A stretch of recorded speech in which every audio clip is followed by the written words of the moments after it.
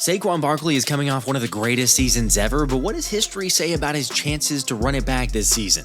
Look, the Eagles running back did say he feels like he's just now entering his prime, yet he is coming off a season where he played in 20 games and finished with 482 touches. FYI, those 482 touches are the 10th most in any season in NFL history. And also, Saquon is just the 9th player to rush for 2,000 yards in a season, which if you look at the previous 8 players' performances following their career years, the odds aren't in 26's favor. For example, the last back to eclipse 2,000 yards was Derrick Henry in 2020, where he then failed to get over 1,000 yards after breaking his foot in Week 8 the following year. Or in 2012, Adrian Peterson ran for 2,097 yards, but then went all the way down to less than 1,300 yards the next season, with his yards per carry dropping by 1.5 yards. There was also Chris Johnson in 2009, who after being CJ2K still had a solid year but was about 700 yards fewer than the year prior.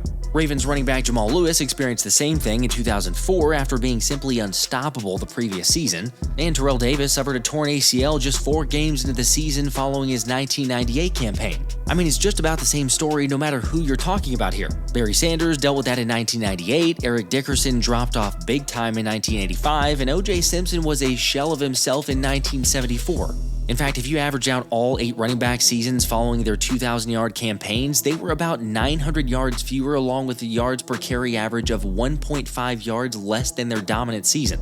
Now sure, Barkley is one of a kind, and he did say he's changing up his approach this offseason for a lighter workload and taking some time off, something head coach Nick Sirianni encouraged him to do along with running back coach Jamal Singleton and former greats like Marshall Faulk and Edgerrin James. So hopefully that helps and maybe he can rewrite history. But what would you say is the biggest hurdle for Saquon repeating his performance from last season?